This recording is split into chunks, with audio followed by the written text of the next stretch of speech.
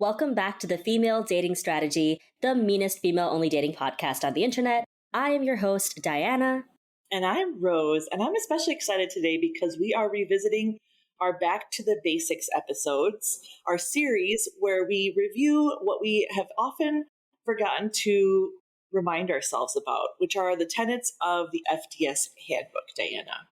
Exactly. And, it's very important that we do go back to the basics because I find that these days when people ask me for advice or just when I'm looking at like the forum or looking at these spaces where the few FDS women are that we're looking at gathering at, they all seem to be making the same mistakes that I'm very sure that we've already covered in the handbook. And I think it's quite essential that we go back to this really awesome document because it covered a lot of ground. And I think that, during COVID, things changed a lot. Like people were dating differently for the first time. People were doing things they wouldn't necessarily do. Like men were trying to convince women to come to house dates and stuff. And in the confusion of like our new environment, a lot of people were like basically making concessions where they wouldn't make any concessions before.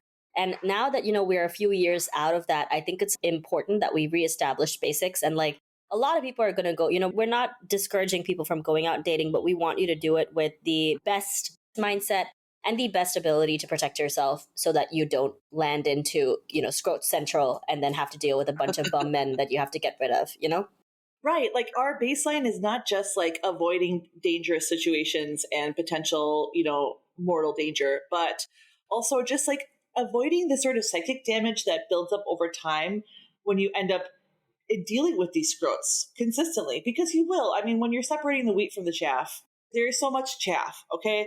Chaff is the majority. Wheat is the minority. But like it's those sweet, sweet grains of wheat that you're really looking for. And I hope I can extend this analog a little further because you are the thresher, dear listener. You have to go through this process in order to find somebody who's worthy of your time. And we want to make sure you're avoiding, the perils and pitfalls. Like I said, this psychic energy and the psychic damage that can build up over neglect or disrespect or, just the simple carelessness, the thoughtlessness that so many men will have in the dating market. That's not for you. We're wanting you to avoid that from the jump. And so if you are ever in doubt, please go back and read the FDS Handbook. It's something, I was just saying this to Diana in our pre-talk. I was like, every time I sit down to read it, I'm like, I'm going to sit down and review it and brush up on things.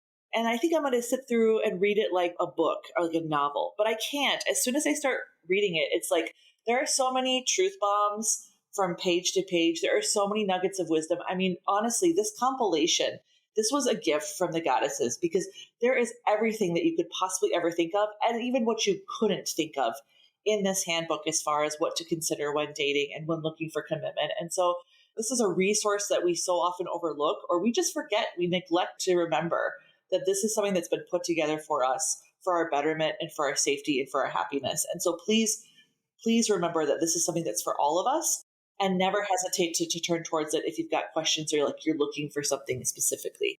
Yeah, and this was like, we compiled this with groups of women who agreed to the fact that this was something that worked for them and that this was their experience. Like one of the good things about FDS was realizing that our experiences are actually very universal and like you're not alone in the kinds of things you've experienced. Like scroteness is the same. Like scrotology, scrotatiousness, scrotacity, is all the same. It doesn't matter. It transcends cultures and generations. Doesn't matter what race or religion you date, like the scrote flavor may change, but the scroteness tastes the same. You know what I mean? It's universal. It's a universal scroteness. Exactly. And so it's very important that, heed this advice, but also we want to bring the strategy back to female dating strategy. And we want to give you solid advice that you can use as you navigate dating now. Because, we recognize that a lot of the popularity of the forum, it happened also because of COVID, because everybody was at home for once and everybody could actually access this information, which was a boon for FDS in terms of like, we were finally being visible to a lot of women who probably wouldn't have seen it ever before. Like I certainly wasn't as active on Reddit pre-COVID. And during COVID, I just had more free time to do it. And I probably wouldn't have found FDS if it wasn't that time period, because I wasn't actively looking for a resource like this. And then it just fell into my lap. And I got very lucky with the fact that there was this resource that was helping me make better decisions. And so we want you to be able to make better decisions, but we also want to bring the strategy back so that you are able to best use these practices to secure a much better partner than you would probably do it just going in blind. This is something that Diana and I were talking about when we first got selected to become the new hosts, which I'm still reveling in, Diana. This was something where we discussed, you were like, I really want us to bring back the strategy of things. Because it's very easy to look at things through, a political, a sociological, a cultural lens. And I like to think we do that as well. But that also can get us a little far afield in the weeds. Oh my gosh, I feel like I'm really doing my, you know what? It's fall. And so the country girl in me is really coming to the fore. So I hope you don't mind. I mean, really, it's very easy to get a field when talking about gender politics, to get a field from the fact that like this is about females dating and the strategies that we need to employ when dating and mating. And so when you brought that up when we first started talking, I was like, you know what? You're absolutely right. That's why I came to this website, like the subreddit, like you say. Actually, I had never even been on Reddit before lockdown. I didn't even know it existed. And then I was home, and I think, where did I find out about it? I think I had just like heard Reddit enough times that I went to look for it, because like all the time I had at home under lockdown. And like you say, FDS fell into my lap because once I started going onto Reddit, of course, I was drawn to any sort of female only forums. Like I think I'd mentioned before, pink pilled, black pilled. There were so many female only subreddits that ended up getting brigaded and shut down. But so many of them were like, listen, all these women coming and being like, this guy sucks. My boyfriend's doing this. Why is my husband doing that? And they were like, you need to go to FDS. And I was like, what is this FDS? So that's how I stumbled across it. And I feel like the luckiest person in the world, because honestly, I needed to be schooled. Like I was really woefully naive and ignorant. And I would even say a little too Pollyannish, Diana. I just wanted to believe the best of everybody. And I think it's a notable achievement in my adulthood that like I haven't become very cynical or like everybody sucks. You know what I'm saying? Like I think with time, it's really easy to just become a sort of cynic and sort of somebody who is, dismayed and distrusting. And I'm not saying that I don't have my moments, but all in all, I think the best of humanity as a general rule. However, I've come to realize that dating males, heterosexual males, specifically looking for women as resources, are an extreme danger. They are often camouflaged as, a sheep when it's really a wolf in sheep's clothing, because they teach themselves, they pass this around, all of sort of the cheat codes that they need in order to convince us women to give them what they want. Exactly. And I feel I was very similar to you in that when I found FDS, to be honest, like most of my dating life prior to FDS, I really did take men at their word because I wasn't accustomed to men not living up to their word. So when I went out into the real world, that was, men who were not from my family and not men who I'd grown up with who were like decent human beings, I was very taken aback by how willing they were to lie to get what they wanted, because I really take people at their word. I have no reason to believe that this person wants to screw me over just because, what they're saying doesn't align with their actions. And so I would give the benefit of the doubt to men where they hadn't earned it. And then I would end up being played because I was very, gullible, and I believed what they said, and I didn't have any reason to not believe what they said. And so when I ended up on FDS and I was listening to like what other women had been through, listening to the podcast, reading like the forum, it was really a weird kind of emotional release because I had become really cynical by the point that I had gotten to FDS. And when I read what other women had been through and I realized that I wasn't the only one, honestly, I felt like I was like crying about it because I was like, oh my God, I found these like sisters who have been through the exact same thing that I have, and I'm not fucking crazy. And there isn't something wrong with me. And it's not something I did specifically that warranted mistreatment. I was just very trusting and I had a very good heart. And that good heart was taken advantage of by people who didn't have the best intentions for me. And I think that since then, obviously I'm a lot less naive now. I would say that girl is dead. Like I'm very different now. Rest in peace, little darling. Yeah. Rest in peace. But I feel like I am who I am now to protect that person. Because at the end of the day, I think in order for women to feel safe, you have to be ruthless.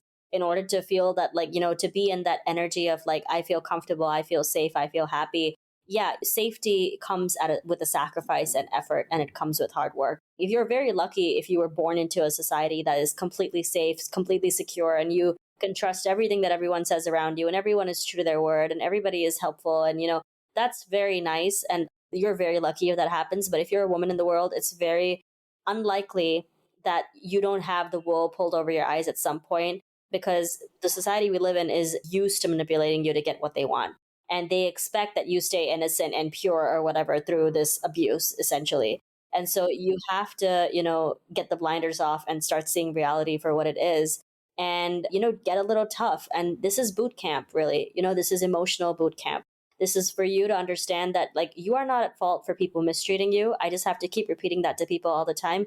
How other people treat you is a reflection of them, not of you. But what you can do to protect yourself, you absolutely should, because it is going to only advance what you want from your life, and it is only going to keep you in the company of better people. Spending too much time with shitty people is going to erode your sense of the world and is going to convince you that everybody out there is a piece of shit. And that's only because you spend way too much time with the wrong people. The less time you spend with wrong people, the more time you have to spend with the people who are correct for you. And so that's part of the strategy. Is, yes, we can sit here and complain about how nasty and terrible men are all the time, and they are. You know what I mean? Like, we don't need a billboard to announce that. Like, you just have to walk outside and right? But I think that it's pointless to just release this constant belly aching about men without also acknowledging that we do have some responsibility in the lives that we lead, and that we can take some accountability somewhere and improve our circumstances by not allowing people to take advantage of us and treat us poorly. We have a right to turn people away and say, you know what, I deserve better, and I don't want to be treated like, I'm the dirt under your shoe, and I don't deserve that, and I get to walk away from that. There's a lot of power in doing that. There's a lot of power in being able to say, hey, you know what, I refuse to be mistreated. I think that's what I like best about FDS is it was like, you have all the power. You are the one who makes all of the decisions. And ultimately, there is so much more you can be doing to protect yourself and to prevail in the life that you want, that you desire for yourself. As far as being ruthless, that's what really, really took me the longest time to wrap my head around, Diana. Again, it was this sort of Pollyanna, very Catholic, very conservative and parochial upbringing that I had, where it was like, ruthlessness, no, that's for like evil people. No, Rose, honestly, like that was naivete speaking.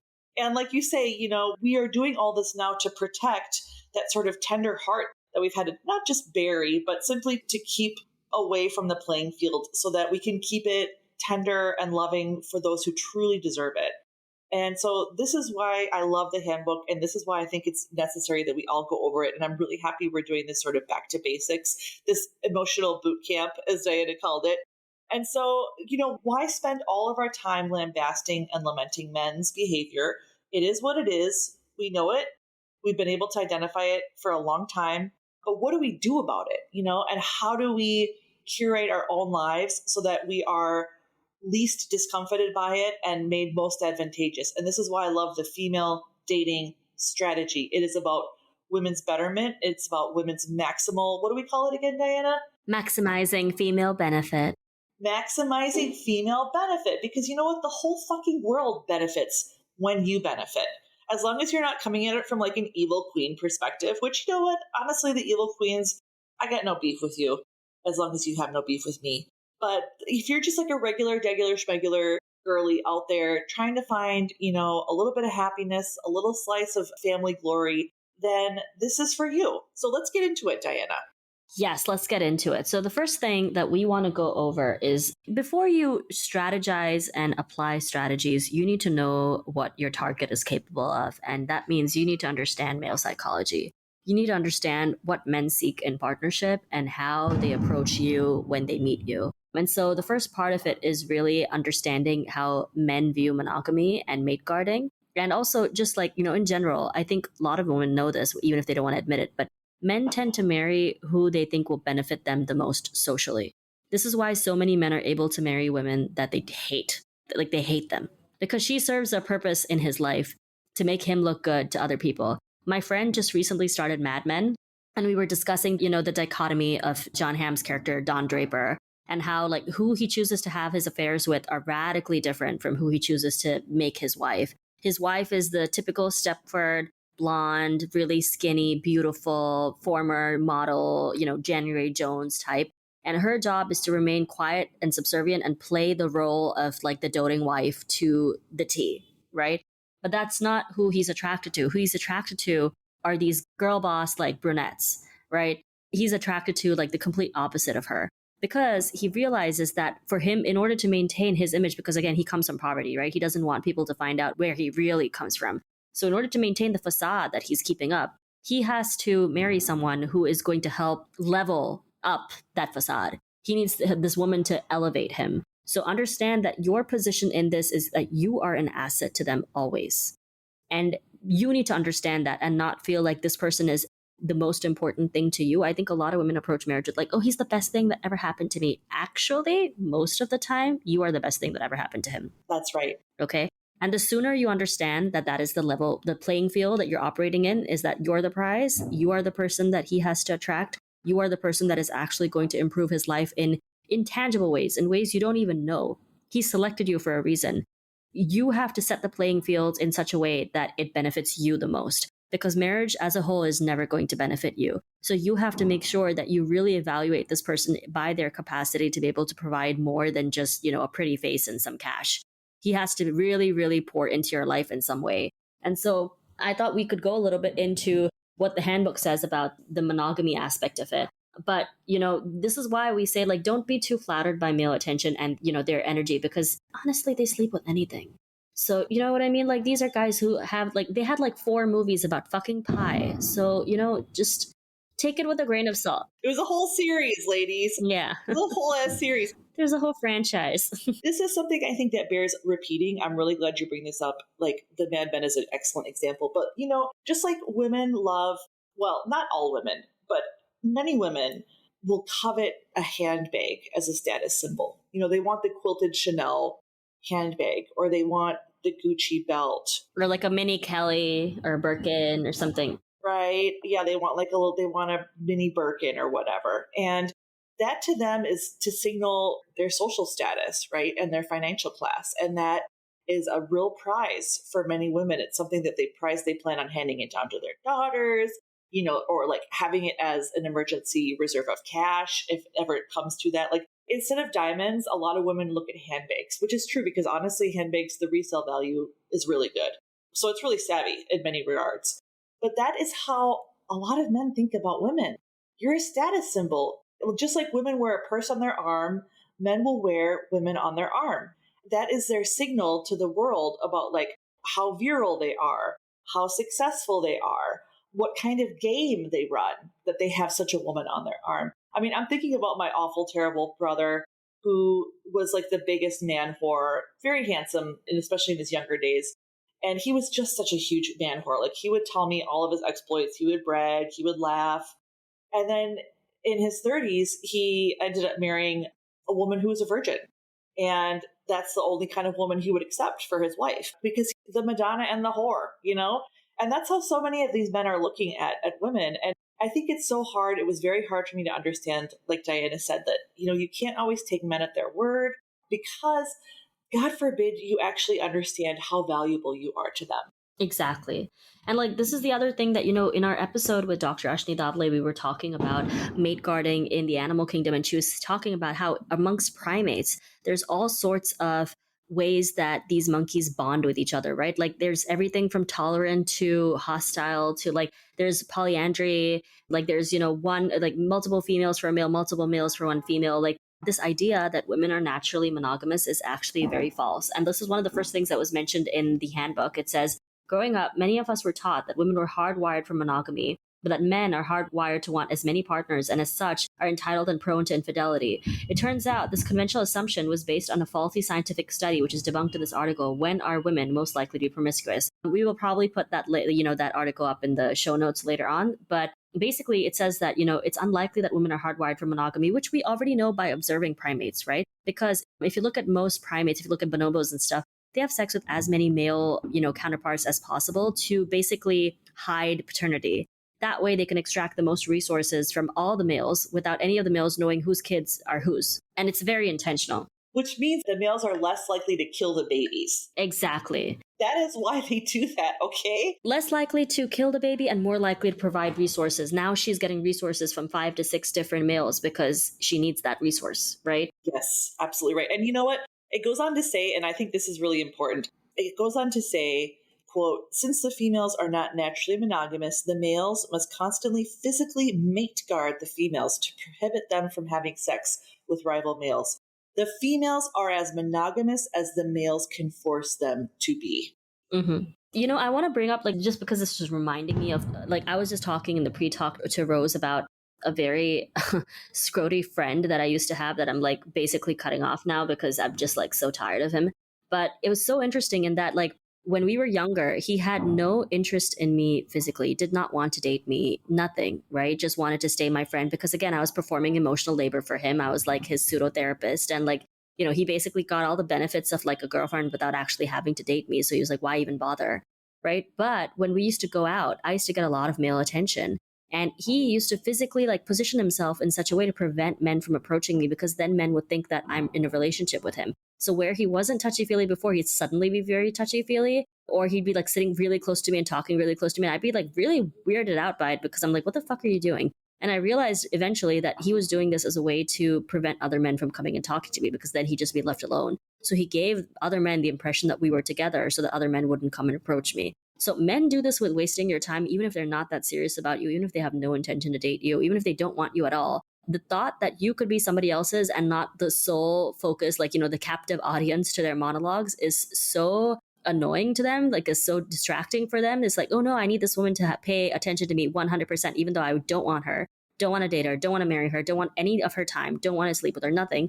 I just want to monologue of this woman because she's a captive audience and because she's going to give me all this emotional therapy for free. And so I'm going to give the impression to other men that I'm in a relationship with this person just by my physical behavior so that they don't ever approach her. And so that I look to other men as somebody who's a successful male because I have this woman on my arm. Exactly. Because it makes him look good too, right? And then the second he would go to the bathroom or something, like the men would come up to me and be like, hey, just wanted to check, but is that guy your boyfriend? And I was like, no. I remember one time, oh God, it was so funny. I was in Korea and I was just like out in Busan, like sitting and drinking. And it was him and like another female friend of mine. And this random guy who was drunk just like sat in front of me, turns to him and he was like, are you the boyfriend? And he's like, no. And he's like, oh, great. Okay. And then he continued talking to me. And I still laugh when I think about that because he was like, it's so funny because he didn't even see him as a threat. That was even funnier. But yes, he was like, I correctly identify you as a non-competitor. Wow. Yeah. But again, like they will waste your time with this, even if they're not that interested in you, because they understand how other men think, whether they want to admit it or not. Like he knew that other men would see him, like, see us together and assume that we are possibly in a partnership or that, he's dating me or whatever. And so he conducted himself in a way that prevented other men from approaching me, which really annoyed me. And I had to sit him down and tell him that really annoyed me and bugged me. And like, but he plays so dumb about it. And now in hindsight, I'm looking back at this and being like, oh my God, like it's the fact like he doesn't want me, but he doesn't want anyone else to have me either. You know what I mean? This is something that it goes on to note just further down the page, if I may quote again, Diana, quote, pervasive patriarchy and misogyny lessen the burden of male mate competition. Why? Because it's easier to bully a woman into submission and cripple her ability to be independent of men in society than it is to fight off competing males. Enforcing monogamy and dependence in females lessens infighting between males and increases infighting between females, end quote. So instead of having us recognize our natural competitors and or antagonists, the males, it has us turn our energy towards our wonderful sisters and look at them as like, you ever hear about this issue with like girls being so catty and fighting over men? It's because they've convinced us that men are the prize and it's a zero-sum game and women are the enemy in winning the game. Instead of the reality being that, like, if you just simply look at men as, an endless resource, which they are, there's always going to be a man who's interested in being in your life. Like Diana said, not even necessarily sexually or romantically. They just want any woman in their life in any way that they can get her. And so understanding that really helps you, I think, take the blinders off when it comes to what men are doing. Like, for example, if you're dating some guy and it's 2 or 3 months and he's like so eager to become boyfriend, girlfriend, monogamous with you, well, that's to his advantage, of course.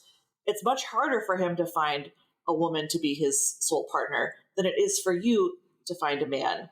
So he's going to want to lock that down. Like they always say that men want to lock it down as quickly as they can so that they're not out there competing with other men who they know are much more rigorous competition than one woman who feels like she's won the prize.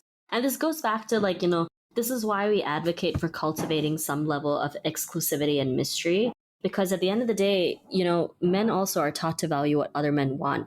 If you are very available to a man and you're always free and always down to hang out and always down to go to his place and do all the shit that he wants to do, he's just going to think this girl has nothing else to do except me. You know what I mean? She has no other time. She has no other commitments. And he's going to automatically value you less because there's nothing competing for his time and energy. You know what I mean? Like, he knows that if he calls you, you're just going to show up. You're like worse than dominoes. You know what I mean? Like, you're there, and like not even in half an hour. Like, you do not want to be the dominoes of women. Trust me. Do not be the I would have loved it if we'd entitled this chapter. Do not be the dominoes of women. This is all the stuff that we need to put on t-shirts and sell as merch. Do not be the dominoes of women. Yes, Diana, we've got to talk to Savannah because I think we've already come up with at least 3 or 4 t-shirt ideas. Okay? Do not be the dominoes of women. Do not be the dominoes of women. And like my number one favorite of yours is I support women's rights and I support women's wrongs. That's my all-time favorite. Oh no, the other favorite. If he's gonna shenan once, he's gonna shenan again. Damn his shenaning. Okay. But so that's what we wanted to lead off this back to basics primer with, was like really understanding the psychology behind males and their mating instincts. Okay, this isn't just among the human population. This is among the primate species writ large. This is written into our evolutionary biology. That's a one-off. This is something that is primal to all of us. And so understanding that, I think, really gives you a leg up when it comes to really understanding what you're dealing with when you're on the dating market. So that was number one. Then it goes into, before you even go on a date, what do you do first, Diana? The pre-date interview. I get a lot of pushback from women that I meet, like that I try to like slowly expose FDS concepts to, like very covertly, in that like, oh, it's so much more convenient to just do these coffee and walk dates because there's no commitment, and if I hate it, I can just leave. I just want to stress that even if you were to go to a dinner with a person, you can just leave. Like, I mean, there's no law. As far as I know, like the president didn't write something into legislation that said, thou as a woman shall not leave before the hour is up or something. You can go whenever the hell you want, girl. Like, what is he going to do? I mean, if he was going to kill you and if he was going to like be violent towards you, you really think he wouldn't do that on a walk date or a coffee date either? Like, if he's crazy, he's going to be crazy. Like, the setting doesn't matter. You know what I mean? So like the way that I presented this is that, when you go on a walk date or a coffee date, you're still investing time and to a certain extent, maybe sometimes money into this dynamic with him, because you still get ready and you still go. Like, I mean, if you're going to go on a walk date, for example, you have to wear some like good running shoes and like go out and walk with him or whatever, to the end of the earth or whatever the fuck you're going to do with him. And you're going to not enjoy yourself anyway, but that's besides the point. You're still going to waste half an hour at this guy finding information that you probably could have just found out from a pre-date interview. And the reason why I like the pre-date interview so much is because sometimes men just don't sound sexy. I'm not going to lie. I'm going to be straight up shallow about this. Sometimes when I've heard a man speak on the phone or like been on a video chat with him, something about him is so repulsive. His entire demeanor is such an ick for me. Like the way he sounds, the way he talks about himself, like it's just such an ick that I just don't have any urge to go on the date. Like I have canceled many a man just purely on the pre-date interview, where I interviewed them for like 20 minutes and I asked them questions that are relevant, like their career, maybe about their family a little bit, like what we're going to do, etc. I mean, this is the reason why we have pre-interviews before we get jobs, right? We have an interview online or something because this person is determining whether it's worth it to call you in for a second or third interview. Like they're trying to weed out the people who they know for a fact are not a fit. And sometimes, you might match with a guy who you're like, oh, he's really, really cute on the app and I'm going to go on a date with him. And then you get on the date and you're like, something about him is so gross. Like maybe he stinks. Maybe he just has like this really annoying voice. Maybe he said that, he had a head full of hair. And like when you see him in person, he has no hair. You know what I mean? These things happen. Like men catfish too. Men catfish way more than women do. Way more than we do. And here's the thing too, like, because back in the day when I was young and naive and I thought, yeah, let's just go on a coffee date, like something really minor and easy. Like these are men who didn't even want to buy me coffee because that's the whole point. They are not interested in investing in you. To them, it's a numbers game. They're just trying to, throw the dart and hit like 1 out of 100, whereas many women are going on these dates with like the hope, like maybe this is going to be the one. Maybe I'm finally going to find my Prince Charming, and so like you bathe yourself, you groom yourself, you do your hair, you pick out your outfit. Like it would take me 2 or 3 hours total. And that was if I didn't have to get on a bus or take a taxi to go to the coffee date, right? So we're talking about a half day. If you look at, like, let's say you charged by the hour according to what you get paid at work. Let's say you're getting paid, I don't know, $100 an hour. If you spend 3 or 4 hours just on a coffee date, that's $300 to $400 that you could have earned working. Yeah, also, I just wanted to bring up with these coffee dates, right? Like, you want to start a man off with the correct amount of investment. If he is a person who is not investing in you from the jump, this idea that from low effort investment to extremely high like investment, like that's the thing that's going to happen, is very laughable.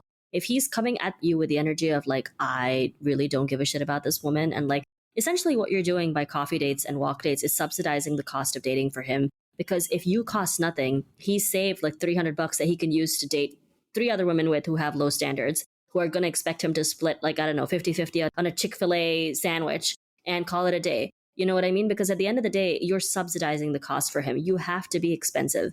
I call it economic solidarity with your sisters, because if you're spending his money, he has no time to spend money on anybody else. You can never be a man's peace. You must be his chaos.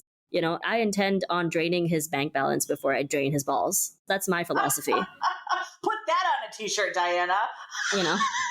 I'm going to drain your bank account before I drain your balls, boy. I feel like that's like only the listeners who are signed up for bonus content should have access to that t-shirt. Exactly. I mean, because at the end of the day, like, this is what I try to explain. I'm like, even with this Scrody guy that I was friends with, I told him, I was like, the reason you like 50-50 with these women is because they're making it cheaper for you to date them. Because if you had money, if you had all the money in the world, you would flex and pick up 10 women's tabs because you know exactly what it says about your money and status. You would do it as a flex just because you could, because you know it would impress those women that you could pick up like 10 women's tabs in a row, right? Men know what money does for them. When they don't have money, also, it's incredibly broke energy, okay? And in this podcast, we don't believe in exploiting the poor. If he's broke, leave him be, okay? He's financially struggling. Don't add to his struggles. Just leave him where he is and let him fix himself. You are not obligated to sit and pick up men who are struggling financially, who don't know what the fuck they want to do with their lives. It's their responsibility to get their act together. It's not your job to make him feel better about his financial position. And just remember that even if you do date that guy, he's going to resent you when he starts doing better in his life because you saw him in a position when he was weak. And no man likes a woman who sees him when he's down and out. They want you to see them at the top of their game. So the second you go for somebody who has like a low investment in you, suddenly expecting that overnight he's going to turn into this incredibly high performing, high investment kind of guy who's going to go from taking you out to coffee dates and going to Applebee's with you and then suddenly spending for you to go to Nobu. Like, come on, girl, you have to be a little less naive than that. You know what I mean? Yeah, exactly. And so these are all the reasons, and there are many more, but these are like the top reasons that we're coming to as far as like why you have to do a pre-interview. Do not meet him for coffee. Do not meet him for a walk date. Do not meet him for a Netflix and chill. Because what you need to know before you even get started is like, what does he sound like? I think this is something that we really don't talk about enough. I know we talk about like how they smell, and that's a big thing as far as like pheromones and bonding and whatnot. That's true. You can only do in person. But like Diana said, and I'm somebody too, I am very, very picky about how people sound, especially how men sound. Like just the other day I was at Costco doing some shopping and there was this really good looking man and I was like, oh, he's really cute. And then I heard him talking to who he was with and I was like, oh my God, like it was like an immediate ick because his voice was awful. And I'm just like, yeah, this is one thing where if you just talk to them, whether it's Skype or FaceTime, typically we're going to encourage you to do something where you can see them because you can also see the tics that they have then as well. Like there's like one of my students who's constantly sucking his teeth. And I'm like, stop that, but like that's somebody who I would have a hard time dating because that tic is something that any tic that involves noise is really difficult for me personally. But when you do this pre-interview, you're Skyping, you're FaceTiming, you're seeing their eyes, you're seeing their face and their gestures. You're starting to read their body language. You hear their voice and men will tell on themselves. If you just give them the time, they will tell you so much more than you ever wanted to know. And that's really valuable information for you to determine, is it even worth going on a date with this man or not? And we do encourage you to limit the conversation to 20 minutes or less. Do not let this go on any longer. When I first started to try to implement this, like when I was just dipping my like baby toes into FDS, I did the FaceTime conversation and this guy like kept me on the phone for, I swear it was over an hour. Again, it's building false intimacy when they do that. When they try to get you on the phone a really long time, it's because they want to build false intimacy with you. When they're constantly texting you, it's to build false intimacy with you and convince you that you have a deeper connection than you do. So really the beginning of this like interview is really just to gauge whether he's like a psycho and whether he is who he says he is, and like, he's not catfishing you. And so just to go over like what it says in the handbook specifically, it says it should just be to verify the basics: where he lives, what he does, where he works, confirming that he's single, ask what he's looking for. Of course, if he doesn't want to answer your call at like a reasonable hour and he's like, let's have this call at like 2 a.m., red flag. If he's trying to call you at a place where his wife won't be around, that's how you'll know, right? Because family time, dinner times, like if he doesn't want to talk to you then, sometimes it can be a red flag because it's like he has a family and he doesn't want them to know that he's dating. So make sure that he doesn't take over the conversation. You need to make sure that it steers it where you want it to go. If he continues to be evasive when you ask him important questions, like that's how you know that there's something off about him. If he doesn't, respect boundaries, if he plays games, like love bombers, essentially, they will try to sit and chit chat with you for as long as possible because again, they want you to feel like, oh, it's so special. It's love at first sight. I just met you and I already like you, blah, blah, blah. But, you need to be careful of people like they have really good points here about like if he answers every question with a question, red flag. If he attempts to neg or tease you right off the bat, again, he does not know you, red flag. If he steers the conversation to being overtly sexual, oh my God, I dealt with this a lot, red flag. If he's evasive and asking basic questions because he doesn't want you to be able to Google him, red flag. If he's pushy or aggressive in any way when you set a boundary, automatic red flag. We don't want angry men, right? And if he starts any conversation with some general negativity about women or sarcasm, red flag. Like if he talks about body count, oh my God, I once had like a situation where the guy just went on and on about body count. And I was like, okay, you're too mature for me to go out with, All of these behaviors should be like an immediate drop, okay? If there's anything you want to know that you didn't ask or you forgot to ask in the date, make sure you make a mental note of that to ask him on the actual date. But give yourself time to think over properly, like whether you liked his answers, whether he seemed sound of mind, whether he sounded all right to you. Like there's only so much you can do on an online chat. But honestly, just the online chat alone has prevented me from going on dates with multiple men. I never had to do the coffee date, walk date thing because I already did the pre-date like interview thing and realized, oh, I don't know, I just don't really like this man. Like he's just, I'm not really that interested in going out with him. There's only been 2 situations in my life where I've ever split 50-50. One time wasn't even 50-50. The first time was this guy took me on a boba date and like he was like, okay, so you'll pay like, I don't know, like $3.95 for like a boba. And I was like, this is weird.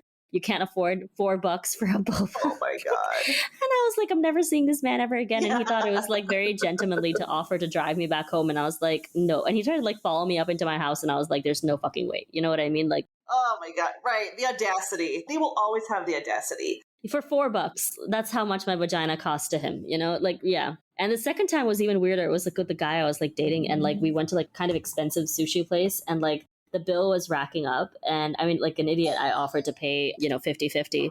And he was like, oh, no. So like the bill was like $140 or 130 something. And he was like, okay, so I'll pay 80 and you pay the rest of it and the tip. And I was like, either do the 50-50 thing or just pay the whole tab. What is this partitioning? Like, this is like, I'll pay 80 and you pay 40. Like, where are you coming up with this? You pay 50, I'll pay 80. Like, if you're going to like pick up most of the tab anyway, why don't you just pick up the tab? You know what I mean? Like, why are you splitting it in this way that's like, doesn't make any sense at all? But good, like show yourself, show your ass, man, show your ass. Exactly. And it gave me such an ick. It's such an ick because I was like, this is even worse than 50-50. This is like, this is 60-40. Oh my gosh, we'll do 60-40 because I'm a generous man. I'm more of a gentleman. I'm a gentleman. Yeah, I'm more of a gentleman.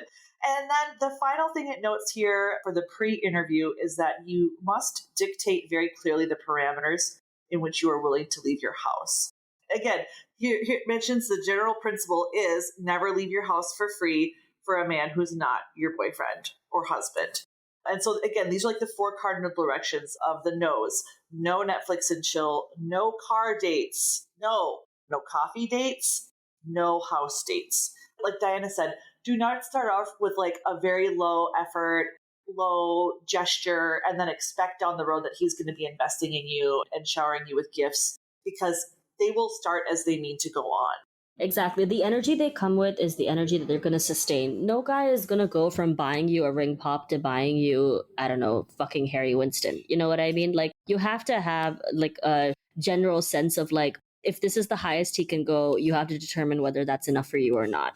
Because if his energy and his demeanor is not high enough for you and that's not the vibe you're on, you have to have the ability to turn away this guy and say, you know what, this is just not what I want. And I think a lot of women feel guilty for asking for more because they're like, no, well, maybe I don't deserve that because, like, I'm not perfect. And, like, maybe I don't deserve to be treated well. And, like, okay, I guess he's doing, like, just about enough and that should be fine. Right. And, like, you talk yourself out of deserving and, like, asking for more because you're convinced that asking for any more is going to make you seem selfish or entitled. In fact, I don't think a single woman is as entitled as she needs to be. Most of y'all are not entitled at all. Y'all need to start getting really, really entitled because most of you will settle for crumbs and think it's a whole cake because of it. So you need to start being a little bit more selfish because trust me, a man will walk away from any relationship that does not serve him. If it's not working for him, you can bet your ass he's not sitting over there being like, well, she is kind of a nice lady. And, like, no, they don't make excuses. They just move on to the next victim. So, treat it up appropriately. And oftentimes without even the courtesy of like an honest conversation or like operating with goodwill or in good faith and having, sort of a breakup, a lot of them will just simply ghost you. It's like if you don't fulfill whatever they think you need to be fulfilling for them, they are gone. There's a reason there's a whole joke about like, oh, dad went to get milk and never came. Dad went to the corner store to get cigarettes and never came back. Like, men will do this to their own children. Okay. Exactly. That was the big one, was like, do this pre-interview first, be absolutely ruthless. Exactly. And here's the other aspect of that. You need to be absolutely willing to cut men off at the first sign of any shenanigan. It says, like, the final thing it says to recap is doing pre-interviews allows you to talk to 3 to 4 guys in an hour to verify their attractiveness, screen for red flags, and set the parameters and expectations as to which you're willing to meet them while maintaining enough emotional distance to be objective. It's also much safer. This is very true. Going on these walk dates, I mean, there have been women who've gone missing from going on these coffee and walk dates. Like, common sense should dictate that you never go to a man's house. Like, please don't. Don't go to a man's house, like, on a first date. That's crazy talk, okay? I don't care how nice you think he is. He could be Jesus himself, and even Jesus would advise that that's stupid. Okay? Yeah, Jesus wouldn't ask you to come to his house, okay? He might come to your house if you were willing to open your house to him, but like he's not saying come and chill. And he'd bring the food too. He'd bring the food and the wine. You know what I mean? He's a provider. Jesus believes in abundance, and so should you. But I like this, like, it's safer, and it also gives you a little bit more objectivity because, like, it's really easy for our heartstrings to be pulled upon, and, like, for a man, oh, he's had such a down on his luck story. Like, life has just been so hard for him. Like, I should really give him a chance. It's been so hard. No, like, if all he's doing is coming to you crying about how hard his life is, that's the kind of, you want to go on a date with that man? That's what he's bringing to your first meeting, and that's the kind of person you want in your life. The woe is me, why is life so hard, man? Like, no, do better, be better, demand better. So that's the first part of this dating strategy. The second is, and again, I will say this again and again, cut these fuckers off. I don't think it really became clear to me, and this is why FDS was so important for me. And you know what, listeners, if I talk about this too much, or if I bring this up too much, let me know and I'll like scale it back. But I think I bring this up because I think I'm not alone amongst women. There's a reason why so many women accept crumbs instead of the whole damn cake. And it's because in our family of origin, what is modeled for us is that we are there to be the servant. We are there to be the endless source of consolation and joy, and we are to expect nothing in return. And so this cutting people off was really, really hard for me because I come from like this nightmare, this clown show of a family where like I was basically Cinderella. That's actually what my therapist nicknamed me when I would go home. She's like, "Oh, Rose, are you going home for the holidays? Are you ready to be Cinderella?" And I'm like, "Oh, I am, yes." Because that's how I was brought up. And it was only after both of my parents had passed that I really finally took a very honest, because I was like, okay, it's one thing if I'm doing this for my mom and dad, because, like they brought me up, they put a roof over my head, this and that. There are many ways to rationalize, being an indentured servant to your parents. But then my siblings all expected that of me as well. And I was like, these people didn't do shit for me. Like, if anything, these people have harmed me continuously over decades. And I've allowed it because, my mom was always like, well, it's family, we have to forgive and just understand that, like, we're all human here. But you know what? I never got back from them what I gave them. And so when I first started reading about cutting men off, that's what led me to realize, like, I need to cut off this sister of mine and I need to cut off this brother of mine because all they are is a relative in name only, in blood only. If I allowed any other person to treat me how they treat me, like, people could get arrested for for abuse, for like physical abuse in the situation, not to mention the emotional and the spiritual, right? Like all of and the financial, like, I mean, I've been abused by these people on every level, but I kept saying to myself, well, because they're family. No. And so when FDS talked about cutting people off, that was actually the first time where I started to practice that. I had to implement it in my family of origin before I was willing to even approach that on the dating field. And I think that, a lot of women, I mean, even for me, I didn't grow up in that kind of family, but I still felt like cutting people off was mean and like unnecessarily an escalation. Like, do you have to cut them off? Maybe there's a way you can explain to them why their behavior doesn't work. And like, if they really care about you, they're going to want to play ball and they're going to want to be there for you and help you. But like, you have to understand that some people are in relationships with you because you benefit them, not because they actually care about you. And so they were relying on the fact that you had no boundaries as a way to take advantage of you. You developing boundaries is actually in detriment to what they want and is an inconvenience to them because you now are, not going to listen to the shit that they say. And you're going to draw these boundaries that are necessary for you to maintain a relationship with them. Like what helped me understand this is drawing boundaries with people is not to destroy a relationship with them. It is to actually improve the relationship. You are doing it to make sure that you still have a relationship with them. And a person who reacts terribly to you having boundaries is a person who's not operating in good faith with you anyway. So yes, you should be cutting them off regardless, But I think a lot of women feel scared of cutting men off also because there's a danger factor of like, what if he hurts me? And that's valid, right? But you should be doing it in a way that is, clever enough to like not actually engage with him while you're in person with him, especially with strange men. Like don't feel the need to go to his house and be like, hey, I know we just had a couple of dates, but I really didn't think it was working out. And like, I'm going to cut you off now. Like, please don't do that. You don't have to be that nice. Like, I honestly think that women need to understand the meaner you are to him, the more likely he is to stick around because they need to fear you a little bit. I'm not going to lie. The best relationships are one where the husband kind of fears the wife a little bit. He's happiest in those relationships. Like, didn't you read that study where they said that, when men do well in their lives, they release like vasopressin, like that's really good for their health. And like, it's not good for women to release the stress hormone vasopressin because obviously it ages us. But for men, it's very good.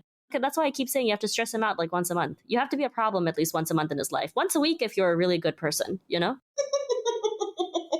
should aim to be a problem. That's right. A problem that can be solved, right? But like, yeah, don't always just be such a pushover and so easygoing. And, because like we're human too, damn it. We're not just women. We're humans. And sometimes life is tough and we need people to solve some problems for us. And let that be the man's issue. Let him be the hero from time. That's what you're letting him do from time to time, Diana. You're letting him be the hero. Exactly. And like, just to read what Average to Hot said, I think this is one of the users. They said, if you've initiated dates with a man, but he never initiates one with you, don't ask for advice on how to get him to initiate a date with you. Just cut him off. If you've been the one predominantly initiating texts with him and he rarely texts you first, cut him off. If he's been leaving you on red and takes a day to get back to you, cut him off. If he doesn't make you feel special, cut him off. If he makes you feel frustrated because he can't plan a date well and offers a low-value proposal, cut him off. If it's been 6 weeks of seeing each other continuously and he still hasn't shown that he wants to be in a relationship with you, cut him off. We don't do situationships. If he says he doesn't want a relationship with you, cut him off. He doesn't want one with you. In short, if he hasn't been treating you like someone he values and someone he considers girlfriend material, cut him off. The established pattern will not change. If he comes running back promising he will change, don't believe him. He'll change for a bit before reverting back to how he once was. It's easier to teach a new man how you'd like to be treated than to change a man who has learned that treating you like you're not special still gets him results. Start over with a new man instead of trying to change one. Dating is a numbers game. Your time is better spent meeting a lot of new men, going on dates with them, cutting them off the moment they've shown they're not that crazy for you, than spending more time going out with someone who doesn't think you're special and who's just wasting his time with you because he's bored. The FDS strategies won't help you if you're using them on low-value men who have shown to you that they don't care for you.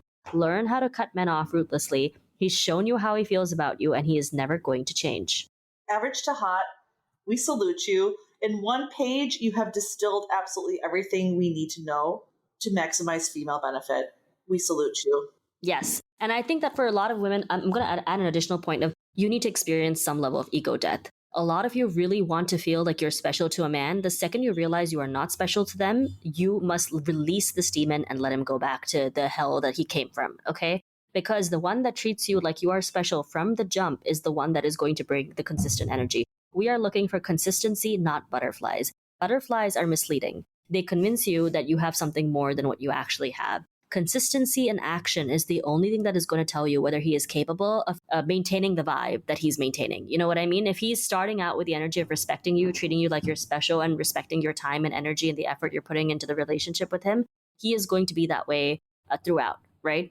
I mean, if he drops that energy later on, then you know automatically because you're like, okay, he was just doing it so that he could get into bed with me. And then once I did that, he went off. That's fine.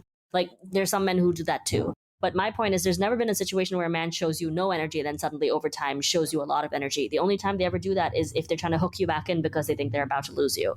And that is not consistency. That is just him paying you attention, trying to hook you back and keeping you on the hook emotionally and trying to make you like reel you back in every single time he thinks he's this close to losing you. That is not affection. That is not consistency. And that is not the kind of relationship we're advocating for. We are talking about someone who comes in with consistent energy and never changes that energy.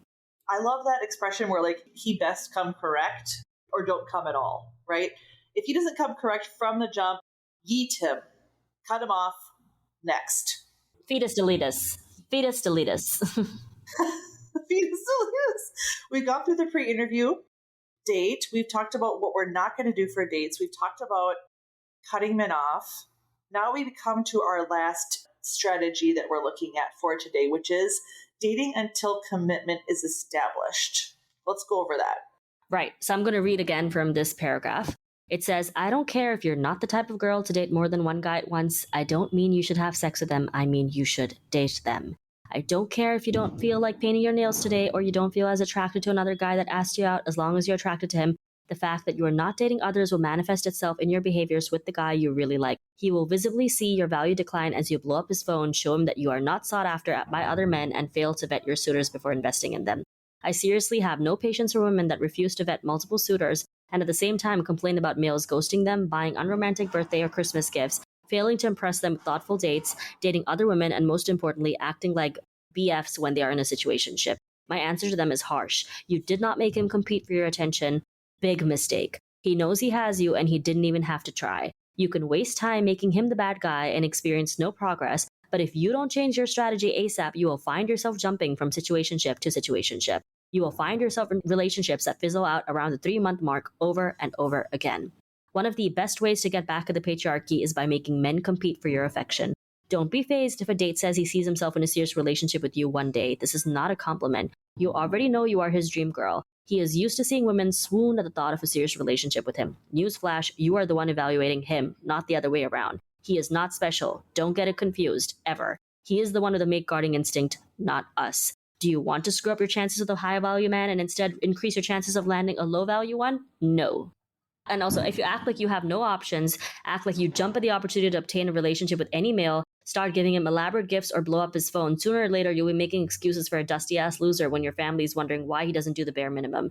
80% of women asking for advice on our relationships, our dating over 30, our dating and our dating advice wouldn't be asking for the advice in the first place had they just continued dating other people. What kind of strategy consists of zeroing in on one guy that hasn't even proven himself to be a worthwhile suitor yet? Very fair point.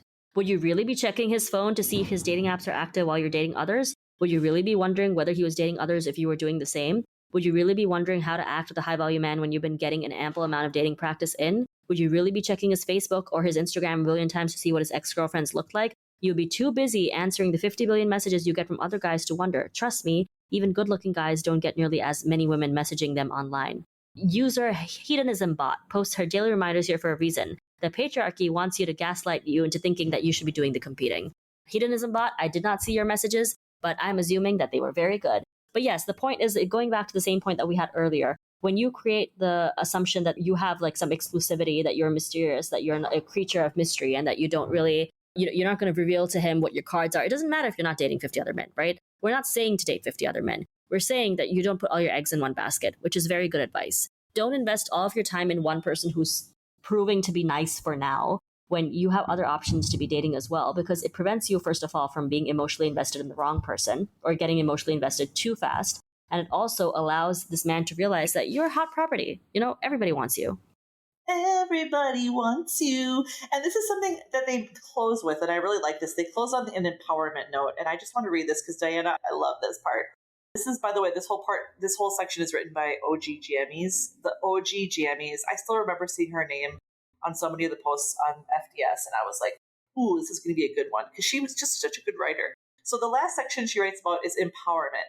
Do you want to experience the feeling of ditching a guy the second he has the audacity to overvalue himself? Do you know what that feels like? It's fantastic. Do you want to experience pulling your attention back to a misbehaving suitor and instead of chewing him out, rewarding another suitor with your precious attention? This is the perfect antidote to a male giving you less than what you deserve. He will quickly fall back in line and realize testing you will only make you replace him or go silent. Do you ever wonder why it feels like modern Medusa user is giggling in her posts describing male behavior? It's because she's laughing her ass off as she remembers planning her graceful exit strategy from these low-value males in favor of high-value males. She's literally having the time of her life, leaving them with their dick in their hands. You're doing this for your sisters. You're doing this for yourself. You're doing this so that we can reset this dating market that has women giving themselves away for free, that has women literally killing themselves over a man who would just as soon spit on them as take them out for a nice dinner. I mean, it's just absolutely out of control. It is up to us to redirect and recorrect. And so that's what we're really hoping as we review these strategies with you, that you can really start to shift your mentality around dating and your own worth. Exactly. We want you to be able to walk away from a bad guy and from terrible dates without having to feel guilty about every single one, right? The point of this is not to be like, first of all, if you have never played the field before, I really recommend you try. I really recommend it as a strategy, because if you are the kind of person who overinvests in a person the second they show any interest in you, again, you are now in a position where you are overcommitting yourself to a person who has not proven their worth to you yet, and you are wasting your time with the wrong person. And men are able to smell desperation. Don't think that you don't come off as desperate, okay? They're able to smell desperation and they will use it to their advantage because they realize this woman has no other options. She needs me to validate her, and now I have all the power. Because I know she's going to do, if I say jump, she's going to ask how high. And you never want to be someone's dog, okay? You never want to be a person that he knows that he has this much power over, because he does not respect you for it. He is not going to treat you kindly because you have revealed to him that he is your best option. I was going to say, best believe that he will be as ruthless as you're unwilling to be. Exactly. He is going to be as ruthless as you are unwilling to be. If he smells weakness, he is going to take advantage of that, because he realizes for a lot of men, just having sex is enough. They really don't care if they like you all that much. Like, if he's a low value guy and he's getting consistent pussy, he doesn't care that he likes you. You know what I mean? It makes no difference to him at all. So the fact that he knows that he's got you in the bag, that is going to let him kick back and relax and pop open a cold one, because he's going to be like, oh yeah, she's just going to show up whenever I ask her to. She's going to settle for my situationship and my cheap Domino's pizza dates and walking around the park, because she does not know how to be spoiled and treated. If you approach him with the energy of like, I refuse to do anything except be spoiled, I refuse to settle for the bare minimum, and if you don't treat me well, I have another date scheduled in 5 minutes. Like, that's the reason why Beyonce's Irreplaceable was such a popular song and resonated with me when I was so young. I had never even had a relationship, and I was like, I can have another you in a minute. And, I just moved on. Matter of fact, he'll be here in a minute. It's so true, though. It's so true. And, like, honestly, it's so hard for us to understand this. Or maybe I'm just, like, over-identifying and projecting my own travails with our listeners. But yeah, it's been very hard for me to understand, like, they can put up with whatever as long as they're getting pussy. That's really all they care about. And in the meantime, they're saving up their money to find their dream girl. Like, they're always talking about the gold diggers. Like, they're on the lookout for the gold diggers. Exactly. They're soul diggers. That's what they are. Ooh. You know what? There's another t-shirt. We're gold diggers, not soul diggers. Because the thing is, what they require from a relationship, the consistency, the support, the mutual support, the love and affection that women give them is just the cherry on top of like consistent access, sexual access to women, right? They get a lot more from relationships with women than we do from them. Most of you who are settling for cheap flowers and not even getting proper dates and not, having anniversaries forgotten about and like no Christmas gifts, no birthday gifts, like you are settling for so little that you gain absolutely nothing from being in a relationship with a man. You might as well be single based on those outcomes. In fact, you'd be healthier if you were single. You'd be healthier and happier. Exactly. Like for him, even with a woman who he doesn't feel that strongly about, he's getting a lot from her. So he's able to use the fact that this woman is subsidizing the cost of dating for him to then go out into dating apps and then go and try to find a better partner. You want someone who is going to be completely occupied by your time and energy and is going to be too afraid of not keeping his eye on the ball because there's very high possibility another eligible man will snatch you up. You need to create that level of mystery and exclusivity in order for him to believe that, legitimately. Because if he thinks he's got you in the bag, he's just going to reduce his level of effort to you naturally because he's going to be like, well, I don't need to put any effort. Like, I know she's exactly where I need her to be. Yeah, that's why they rely on the 3-date rule and the 3-month rule, because they know so many women will do exactly what they think we're going to do, right? Oh, it's 3 months. Like, we've been having sex. Like, clearly he's into me. We're exclusive. We're boyfriend, girlfriend. He doesn't give a shit. Unless commitment is clearly established and sought after and negotiated, you are not exclusive. You are not committed. Exactly. And I mean, I truly believe in restricting sexual access to them as well. Somewhere your grandma and mother's wisdom is very viable here in that, like, I don't believe in having sex with them unless I'm in a committed relationship with them. Again, if he's doing that with the intention of like 3 months in, I mean, I feel no obligation to sleep with him right away after the 3 months in either. You know what I mean? I will keep him, like, I will do it when I feel like it, even if that's like a year in, and he's just going to have to deal.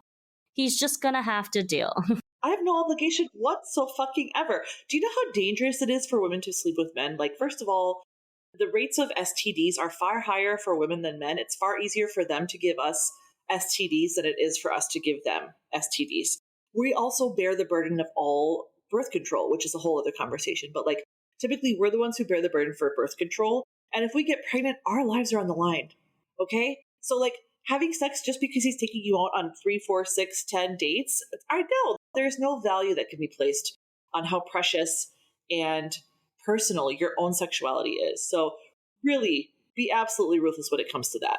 You're under no obligation to do anything you don't want. You live in a free society, and men can't throw you in prison because you didn't have sex with them. And don't give them that idea either. You know what I mean? Let's not give them that idea. But yeah, I think these are the points that we wanted to cover today. I think we've covered all of them. Before we wrap up, Rose, did you want to share anything else?